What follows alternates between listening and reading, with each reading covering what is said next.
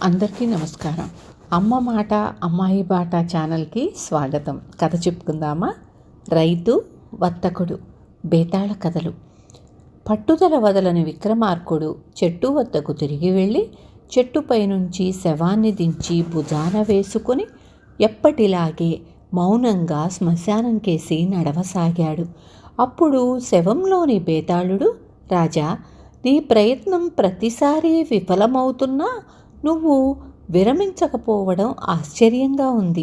ఇంత రాత్రి వేళ నిన్నీ శ్మశానానికి పంపి ఎవరో నిన్ను, నీ రాజపదవిని అవమానిస్తున్నారు.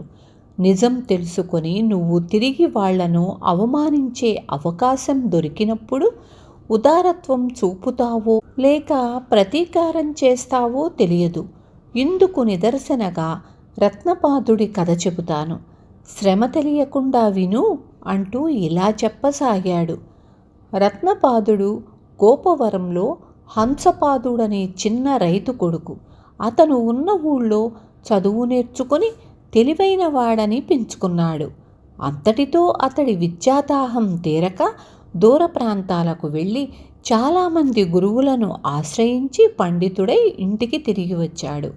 అతడు ఇంటికి వచ్చిన కొద్ది రోజులకే ఆ నోట ఈ నోట అతడి పాండిత్య పటిమ గురించి రాజు విన్నాడు.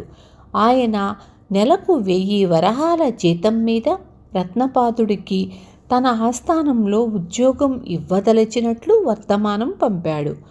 కొడుకుకు రాజాస్థానంలో ఉద్యోగం దొరకటం హంసపాదుడికి చాలా సంతోషం కలిగించింది. ఆయన రత్నపాదుడితో, కష్టపడి చదివి మంచి పండితుడవయ్యావు. నువ్వు అడగకుండానే రాజుగారి ప్రాపకం దొరికింది. ఇక పెళ్లి చేసుకొని ఒక ఇంటివాడివయ్యావంటే నాకింకా ఏ చింత ఉండదు. నువ్వు సరేనంటే నీకు తగిన కన్యను చూస్తాను. పెళ్లి చేసుకొని ఒకేసారి రాజధాని నగరానికి వెళ్ళి కాపరం పెట్టు అన్నాడు. అంత త్వరగా వివాహం చేసుకోవడం రత్నపాదుడికి ఏ మాత్రమూ ఇష్టం లేకపోయినా తండ్రి మాటను కాదనలేకపోయాడు. హంసపాదుడి ఇంటి పొరుగునే గోపీనాథుడనే ధనికుడి భవనం ఉంది. అతడు వ్యాపారంలో లక్షలు గటించాడు. హంసపాదుడితో అతడికి దూరపు చుట్టరికమే కాక చిన్ననాటి నుంచి స్నేహం కూడా ఉంది. గోపీనాథుడికి పెళ్ళిడికొచ్చిన కూతురుంది. ఆమె అందమైనదే కాక మంచి చురుకుదనము, వినయగుణం కలది. ఎంతో కాలంగా హంసపాదుడు ఆమెను తన కొడుకుకు చేసుకోవాలన్న ఆశతో ఉన్నాడు.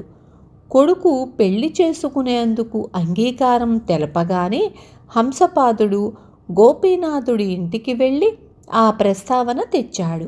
అది వింటూనే గోపీనాథుడు నివ్వెరపోయి, మిత్రమా, మన మధ్య అంతో ఇంతో దూరపు చుట్టరికంతో పాటు స్నేహం కూడా ఉంది, కాదనను. మనం వియ్యంకులం కావడానికి ఆ 2 మాత్రమే చాలవు. బాగా స్థితిమంతుడైన వాడికి నా కూతుర్ని ఇవ్వాలనుకున్నాను. అలా చెయ్యకపోతే నేను ఒక్కగానొక్క కూతురుకు అన్యాయం చేశానని అందరూ తప్పకుండా తిడతారు, బుద్ధిహీనుడి కింద జమకడతారు అన్నాడు. ఆ జవాబుకు హంసపాదుడు ముఖం చిన్నబుచ్చుకొని, నా కొడుక్కేమి లోటు? అతడికి రాజాశ్రయం ఉంది. నెలకు 1000 వరహాల సంపాదన ఉంది. అతడికున్న పాండిత్యంతో ఏనాటికైనా ఉచ్చస్థితికి వస్తాడు అన్నాడు. మరొకలాగా అనుకోకు.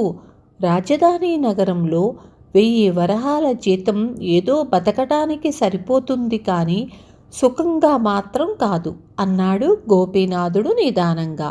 హంసపాదుడు ఇంటికి తిరిగి వచ్చాడు. తండ్రి విచారంగా ఉండటం చూసి రత్నపాదుడు కారణం అడిగాడు. ఆయన జరిగింది చెప్పాడు. తండ్రికి గోపీనాథుడి కూతుర్ని కోడలిగా తెచ్చుకోవాలన్న ఉద్దేశ్యం ఉన్నదని ఆనాటి వరకు రత్నపాదుడికి తెలియదు. తర్వాత కొద్ది రోజులకు పొరుగురి రైతు తారాంగుడి కుమార్తెతో రత్నపాదుడి వివాహం జరిగింది. 1 నెల తరువాత అతను భార్యతో పాటు రాజధాని నగరంలో కాపురం పెట్టాడు. క్రమక్రమంగా అతనికి రాజాస్థానంలో మంచి పేరు ప్రఖ్యాతలు వచ్చాయి. కానీ ఆర్థికంగా అతని పరిస్థితి చెప్పుకోతగినంతగా మెరుగుపడలేదు. రాను రాను కుటుంబం పెరిగింది. దానితో పాటు ఖర్చులు పెరిగి రత్నపాదుణ్ణి చిరాకు పరిచాయి. బాగా ఆలోచించి అతడు భార్యాబిడ్డలతో ఇంటికి తిరిగి వచ్చాడు. ఆ సరికి బాగా వయసు మీరిపోయినందున హంసపాదుడు సరిగ్గా వ్యవసాయం చెయ్యలేకపోతున్నాడు. రత్నపాదుడు వ్యవసాయాన్ని స్వయంగా చేపట్టి తనకున్న పొలంతో పాటు మరికొంత పొలాన్ని కౌలుకు తీసుకున్నాడు. రాజు కొలువులో పట్టుపరుపుల మీద కూర్చొని సాహిత్య చర్చలు చేసిన రత్నపాదుడికి ఎండనక వాననక కష్టపడి పనిచేసి రావడం చాలా శ్రమ అనిపించింది. అయినా పట్టుదల కొద్దీ త్వరలోనే ఈ కొత్త జీవితానికి అలవాటు పడిపోయాడు. ఉన్నది చిన్న గ్రామం కావటం వల్ల రత్నపాదుడు వచ్చే ఆదాయంలో కుటుంబం ఖర్చులకు పోను కొంత మిగల్చగలిగేవాడు. ఈ విధంగా 4 ఏళ్లు గడిచేసరికి అతడి వద్ద కొంత డబ్బు చేరింది. దానితో అతడు వ్యవసాయంతో పాటు వ్యాపారం కూడా ప్రారంభించాడు. తోటి రైతుల వద్ద ముందుగానే ధాన్యం కొనుగోలు చేసి పట్టణం నుంచి వచ్చే వర్తకులకు లాభసాటిగా అమ్మసాగాడు. ఇలా 10 ఏళ్లు గడిచేసరికి రత్నపాదుడు మరికొన్ని ఇతరత్రా వ్యాపారాలు కూడా చేసి లక్షలార్జించి పెద్ద భవనం కట్టుకున్నాడు. ఇప్పుడతను ఇతరుల దృష్టిలో సమర్థుడైన గొప్ప వ్యాపారి. అతడికి పెద్ద కొడుకు చేతికి అందివచ్చి తండ్రి నుంచి వ్యాపారంలో మెళకువలు గ్రహించి దిట్ట అనిపించుకున్నాడు. ఆనాడు రత్నపాదుడికి కుమార్తెనివ్వడానికి నిరాకరించిన గోపీనాథుడు ఆమెను పొరుగు గ్రామంలో ఉన్న సంపన్నుల ఇంటికి కోడలిగా చేశాడు. ఆమె కూతురు ఇప్పుడు పెళ్ళీడుకు ఎదిగి ఉంది. తన మనవరాలిని రత్నపాదుడి కొడుక్కు ఇచ్చి పెళ్లి చేయాలన్న ఆలోచనలో ఉన్నాడు గోపీనాథుడు.